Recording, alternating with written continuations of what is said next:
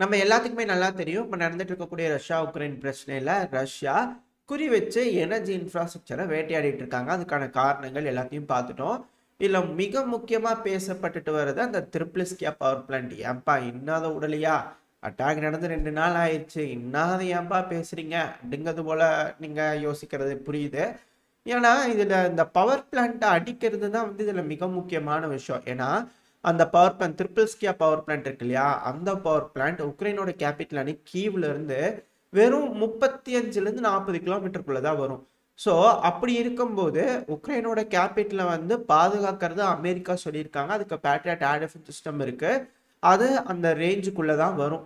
கீவை பாதுகாக்கிறதுக்காக வச்சிருந்தாலுமே அந்த power plant ஈஸியா பாதுகாக்க முடியும். அது மட்டும் இல்லாம உக்ரைனோட கேபிட்டலான கீவுக்கு இந்த எலக்ட்ரிக் பவர் சோர்ஸ் ஜெனரேட் பண்ணுது இல்லையா? அது மிக முக்கியமான பொறுப்பு அந்த த்ரிபிள்ஸ்கியா பவர் பிளான்ட்டுக்கு இருக்கு. ஸோ அப்படி இருக்கும்போது அங்க ஒரு தாக்குதல் நடக்குது. அதை டிஃபெண்ட் பண்ண முடியலையே அப்படிங்கறத இங்க ஒரு மிகப்பெரிய ஒரு விஷயம். அதனால தான் உக்ரைன் கிட்ட பேட்ரியாட் ஏர் டிஃபென்ஸ் சிஸ்டமே இல்லை அப்படின்னு ஒரு சாரார் சொல்றாங்க. இல்ல உக்ரைன் கிட்ட பேட்ரியாட் ஏர் டிஃபென்ஸ் சிஸ்டம் இருக்கு. அதை மறைச்சு வச்சிருக்காங்க. தேவைப்படும் பட்சத்துல ரஷ்யாவோட அஃபென்ஸுக்கு எடுத்து யூஸ் பண்ணதுக்காக வச்சிருக்காங்க அப்படிங்கிறதோட சொல்லப்பட்டு வருது. சரி, இப்ப ஏன் இதை திரும்பி எடுத்து வந்திருக்கேன் அப்படின்னு கேட்டீங்கன்னா, இந்த தாக்குதலுக்கு பயன்படுத்தக்கூடிய மிசைல் அப்படிங்கிறது போல ஒரு மிசைலை கொண்டு வந்து உக்ரைன் தரப்புல இருந்து காமிச்சிருக்கிறாங்க. இந்த மிசைலை ஆல்ரெடி ரஷ்யா பயன்படுத்திக்கிறாங்க. பட் ஆனால் ஃப்ரீக்வெண்டா பயன்படுத்துறதுல துல்லிய தாக்குதல் பண்றதுக்காக தான் பயன்படுத்திட்டு இருக்காங்க. X-69 சொல்லுவாங்க, KH-69 சொல்லுவாங்க. இந்த KH-69 ஒரு சப்சோனிக் மிசைல் தான், ஹைப்பர்சோனிக் மிசைல் இல்ல.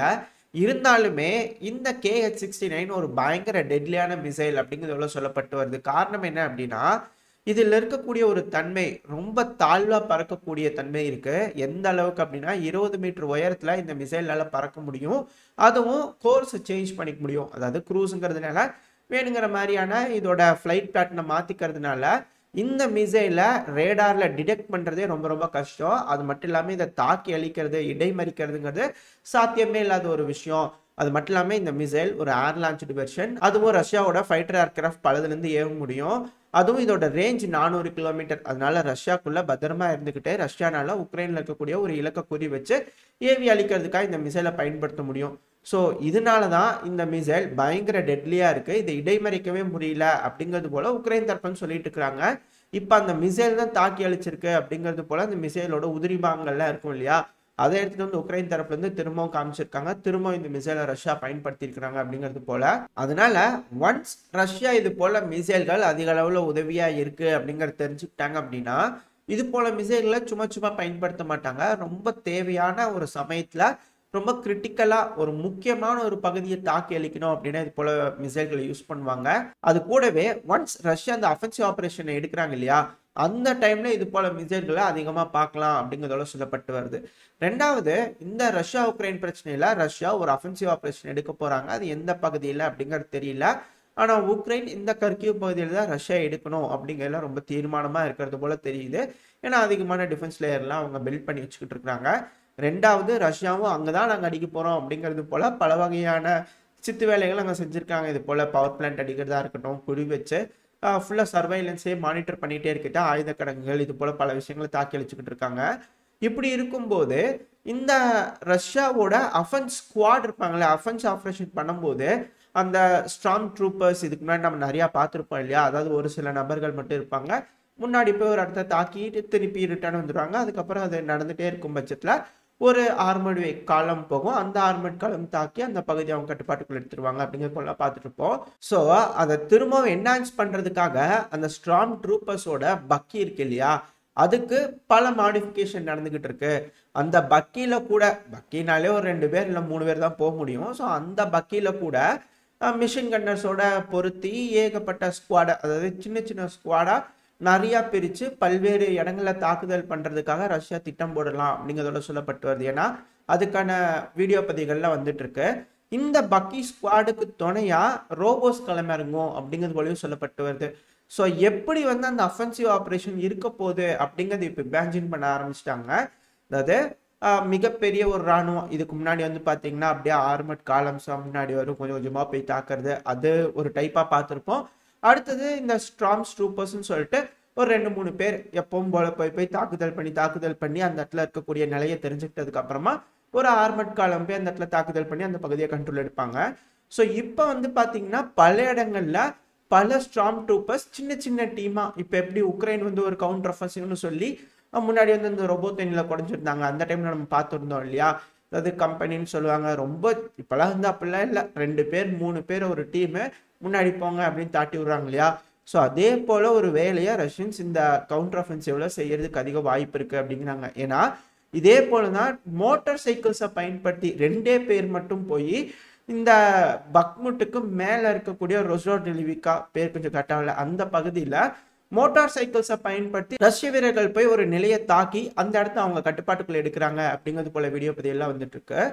ஸோ போர்க்காலத்தில் வந்து பார்த்தீங்கன்னா எவ்வளவு குயிக்காக நம்ம போகிறோம், எவ்வளவு ஈஸியாக ஒரு இடத்துக்கு போகிறோம், அந்த இடத்த தாக்கிட்டு நம்ம ரிட்டர்ன் வரோம், இதுதான் இங்கே பாயிண்டாக இருக்க போது. அதுக்காக இது போல மாடிஃபிகேஷன்லாம் நடக்குது அப்படிங்கிறதோட சொல்லப்பட்டு வருது. அது கூடவே ரஷ்யாவில் இந்த ஏர்கிராஃப்ட்ஸை பில்டு பண்ணுறாங்க இல்லையா, அது அதிதீவிரம் அடைஞ்சிருக்கு அப்படிங்கிறது புரிஞ்சுக்க முடியுது. ஏன்னா இன்னொரு பேட்ச் நம்ம சமீபத்தில் ஒரு பேட்ச் பார்த்தோம். இப்போ அடுத்த பேட்ச் ஆஃப் Su-35S ரக விமானங்கள் தயாராகி டெலிவரிக்காக கொடுத்துருக்குறாங்க அப்படிங்கிற செய்திகள் வருது. அது மட்டும் இல்லாமல் ஆல்ரெடி இந்த களத்தில் பார்த்தீங்கன்னா ரஷ்யா அதிகமான ஏர்கிராஃப்ட்ஸை பயன்படுத்துகிறாங்க. ஏர் சூப்பர்மர்சி அதிகமாக இருக்குது. இப்படி இருக்கும் பட்சத்தில் அதிநவீனமான விமானங்கள் தொடர்ந்து டெலிவரி ஆகிட்டே இருக்கும்போது ரஷ்யாவோட விமானப்படைக்கு இது ஒரு அதிகமான பலம் சேர்க்கும். அது முன்னாடி முன்னேறக்கூடிய வீரர்களுக்கு, களத்தில் முன்னேறக்கூடிய வீரர்களுக்கு அதிகமான பலம் சேர்க்கும் அப்படிங்கிறதுல சொல்லப்பட்டு வருது. ஏன்னா இந்த களத்துல வந்து பாத்தீங்கன்னா இந்த ஆத்விகாவோட புறநகரங்கள்ல எந்த அளவுக்கு முன்னேறலாம் அப்படிங்கிறது தான் குறி வச்சு ரஷ்ய வீரர்கள் முன்னேறிட்டு இருக்காங்க. இப்படி இருக்கும்போது இந்த ஆத்விகாவோட வடக்கு பகுதியில் இருக்கக்கூடியதான் கர்ஷ்னோரிஃப்கா. இந்த பகுதி ஆல்ரெடி ரஷ்யாவோட கட்டுப்பாட்டுக்குள்ளதான் இருக்கு. இப்ப இதுக்கு மேல இருக்கக்கூடிய ஒரு செட்டில்மெண்ட் தான் நோவோகலினோவ். இந்த பகுதியில ஒரு பகுதி, அதாவது இந்த நோவோகலினோவோட கிழக்கு பகுதி வந்து ரஷ்யாவோட கட்டுப்பாட்டுக்குள்ள வந்துருச்சு அப்படிங்கிறதோட சொல்லப்பட்டு வருது. ஒரு சின்ன பார்க் மட்டும். ஆனா இந்த செட்டில்மெண்ட்டை வந்து முழுமையா ரஷ்யா பிடிப்பாங்களா அப்படின்னா அது ஒரு கேள்விக்குறி தான். ஏன்னா இந்த இடத்துல இருக்கக்கூடிய டெரைன் எடுத்து பார்க்கும்போது இது தாழ்வான பகுதியில இருக்கு.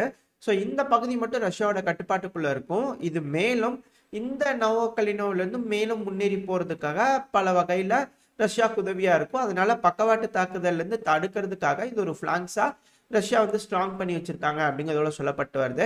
இப்ப இந்த பகுதி ரஷ்யாவோட கட்டுப்பாட்டுக்குள்ள வந்துருச்சு. அடுத்தது இந்த பக்முட்டுக்கு புறநகரத்துல இருக்கக்கூடிய ஒரு செட்டில்மெண்ட் தான் இந்த பொடானாவுக்கா. இது வந்து பாத்தீங்கன்னா செசிவியாருக்கும் பக்முட்டுக்கும் பக்கத்துல இருக்கக்கூடிய ஒரு செட்டில்மெண்ட். இந்த செட்டில்மெண்ட் முழுமையா ரஷ்யாவோட கட்டுப்பாட்டுக்குள்ள வந்துருச்சு அப்படிங்கிறது போல உக்ரைன் தரப்புன்னு சொல்லிக்கிறாங்க. பட் ஆனால் ரஷ்ய தரப்புல இருந்து இந்த பொடானாவுக்காவோட மேற்கு பகுதி, ஏன்னா இது ஒரு சாய்வா இருக்கு, அதனால எப்படி சொல்றது, தென்மேற்கு பகுதின்னு சொல்லலாமா, தென்மேற்கு பகுதியில் வந்து பார்த்தீங்கன்னா இருக்கக்கூடிய பகுதிகளில் ரஷ்யாவோட கட்டுப்பாட்டுக்குள்ள வந்துருச்சு அப்படிங்கிறதோட சொல்லப்பட்டு வருது. இதுவும் வந்து பார்த்தீங்கன்னா இதோட டெரைன் எடுத்து பார்த்தீங்கன்னா இது ஒரு பள்ளத்தாக்குக்கு நடுவில் இருக்கிற மாதிரி இருக்கும். இது ஒரு செட்டில்மெண்ட் பார்க்கறதுக்கு அப்படி தெரியும்னா இந்த பொடானாவுக்காக்கு பக்கத்துல இருக்கக்கூடிய 2 இடத்துலயும் ஹைட்ஸ் இருக்கிறதுனால ஒரு சைட்ல இருக்கக்கூடிய ஹைட்ஸ்லாம் ரஷ்யாவோட கட்டுப்பாட்டுக்குள்ள வந்துருச்சு. அதாவது இந்த பொடானாவுக்காவோட தெற்கு பகுதியில் இருக்கக்கூடிய ஹைட்ஸ் எல்லாம் ரஷ்யாவோட கட்டுப்பாட்டுக்குள்ள இருக்கு. இந்த பொடானாவுக்காவோட மேற்கு பகுதியில் இருக்கிறதுல உக்ரைனோட கட்டுப்பாட்டுக்குள்ள இருக்கு ஹைட்ஸ் எல்லாமே. ஸோ அதனால இந்த முழுமையா ரஷ்ய வீரர்களோட கட்டுப்பாட்டுக்குள்ள எடுத்தாங்கன்னா ரஷ்யாவுக்கு தான் கொஞ்சம் சிக்கலா இருக்கும். அந்த ஒரு காரணத்தினால ரஷ்ய வீரர்கள் இந்த பொடானாவுக்காவோட தென் கிழக்கு பகுதியில் இருக்கக்கூடிய பகுதியெல்லாம் ரஷ்யாவோட கட்டுப்பாட்டுக்குள்ள இருக்கு. இங்க இருந்து உக்ரைனோட ஹைட்ஸ் இருக்கு இல்லையா, அந்த வழியா முன்னேறதுக்கு இது பயனுள்ளதா இருக்கும் அப்படிங்கிறத சொல்லப்பட்டு வருது. பட் எது எப்படின்னாலும் ரஷ்யா ஒன்ஸ் இது வந்து அவங்க கட்டுப்பாட்டுக்குள்ள எடுத்துட்டாங்கன்னா இந்த பகுதிக்குள்ள இருக்கிற உக்ரைனியன் வீரர்கள்னால வெளியே போக முடியாது.